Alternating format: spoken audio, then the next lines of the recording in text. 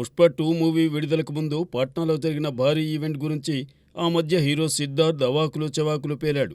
4 జేసీబీలు ఎక్కడైనా కన్స్ట్రక్షన్ ప్లేస్లో ఉంటే అక్కడ కూడా జనాలు గుమికూడతారని వ్యాఖ్యానించాడు. పుష్ప 2 పాట్నా ఈవెంట్ ఓ మార్కెటింగ్ స్ట్రాటజీ అంటూ విమర్శించాడు. దీనిపై బన్నీ అభిమానులు అభ్యంతరం వ్యక్తం చేశారు. ఇక పాపులర్ సింగర్ మికా సింగ్ అయితే ఇలాంటి విమర్శలు చేయడం వల్ల సిద్ధార్థ్ అంటే ఎవరు, ఆయన ఏం చేస్తారనేది తెలిసిందని, ఓ రకంగా ఇలాంటి విమర్శలు ఆయన గురించి జనాలు తెలుసుకునేలా చేశాయని వ్యంగ్యంగా మాట్లాడాడు. తన చిత్రం మిస్ యూ తెలుగులోనూ ఈ నెల 13న విడుదల కాబోతున్న నేపథ్యంలో సిద్ధార్థ్ దిద్దుబాటు చర్యలకు దిగాడు. తన మాటలను కొందరు వక్రీకరించారని, ప్రతి సినిమా ఆడాలని, ప్రతి కళాకారుడికి పేరు రావాలని తాను కోరుకుంటానని, అల్లు అర్జున్తో తనకు శత్రుత్వం ఏమీ లేదని బదులిచ్చాడు.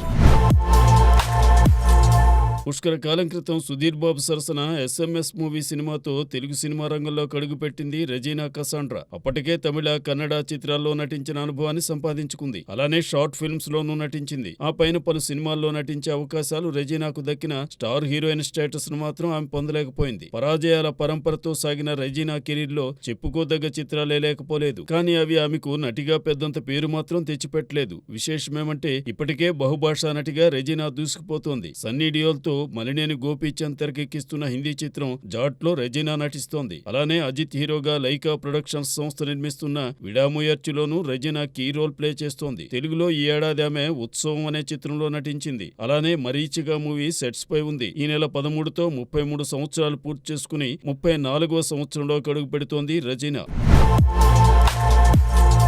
చిత్రసీమలో అందరివాడిగా సాగిన డివిఎస్ రాజును ఆ రోజుల్లో భీష్మాచార్యుడని అభిమానించేవారు. నటరత్న ఎన్టీఆర్ సినిమాలతోనే నిర్మాతగా గుర్తింపు సంపాదించారు డివిఎస్ రాజు. చిత్రసీమలో ఏ సమస్య వచ్చినా దాని పరిష్కారానికై నడుం బిగించి కృషి చేసేవారు రాజు. డివిఎస్ ప్రొడక్షన్స్ పతాకంపై ఎన్టీఆర్ హీరోగా రాజు నిర్మించిన మంగమ్మ శబదం, పిడుగురాముడు, గండికోట రహస్యం, తిక్క శంకరయ్య, చిన్ననాటి స్నేహితులు, ధనమా దైవమా చిత్రాలు జనాదరణ పొందాయి. ఆపై శోభన్ బాబు హీరోగా జీవనజ్యోతి, జీవిత నౌక, కాలాంతకులు వంటి సినిమాలు నిర్మించారు. చిరంజీవితో చాణక్య శబదం, బాలకృష్ణతో భానుమతి గారి మొగుడు చిత్రాలు తెరకెక్కించారు. తన చిత్రాల్లో ఏదో ఒక సామాజిక అంశాన్ని చొప్పించేవారు Raju. National film development corporation chairman గాను తనదైన బాణీ పలికించారు డివిఎస్ రాజు. 1988లో ఆయనకు రఘుపతి వెంకయ్య అవార్డు లభించింది. 2001లో పద్మశ్రీ పురస్కారం దక్కింది. డిసెంబర్ 13న డివిఎస్ రాజు జయంతి. ఈ సందర్భంగా తెలుగు సినీ జనం రాజును గుర్తు చేసుకుంటున్నారు.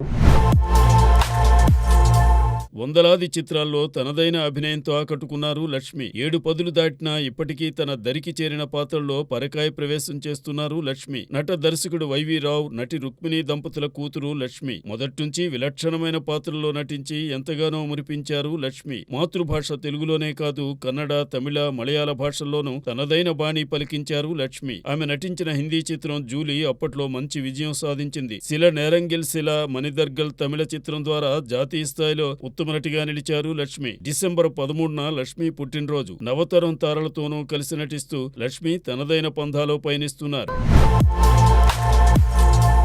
టాలీవుడ్ టాప్ హీరోస్ అనగానే ఈనాటికి చిరంజీవి, బాలకృష్ణ, నాగార్జున, వెంకటేష్ పేర్లే చెబుతారు.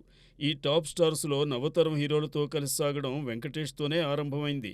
ఎప్పటికప్పుడు వైవిధ్యాన్ని ఆసరాగా చేసుకుని వెంకటేష్ తెలుగునాట తనకంటూ ఓ ప్రత్యేకతను సంపాదించారు. తన విలక్షణమైన నటనతో 5 సార్లు ఉత్తమ నటునిగా నంది అవార్డులు అందుకుని చరిత్ర సృష్టించారు వెంకటేష్. 2024 సంక్రాంతి సంబరాల్లో సైంధవుగా బరిలోకి దూకిన వెంకటేష్ అంతగా అలరించలేకపోయారు. రాబోయే పొంగల్కు సంక్రాంతికి వస్తున్నామనే చిత్రంతో రాబోతున్నారాయన. డిసెంబర్ 13న వెంకటేష్ బర్త్డే. ఈ పుట్టినరోజు తర్వాత వెంకటేష్ సంక్రాంతి సంబరాల్లో ఏ తీరున అలరిస్తారో అని అభిమానులు ఆసక్తిగా ఎదురుచూస్తున్నారు. ఈసారి ఖచ్చితంగా వెంకటేష్ పొంగల బరిలో హంగామా చేస్తారనే ఫ్యాన్స్ అభిలాష. ఏమవుతుందో చూద్దాం.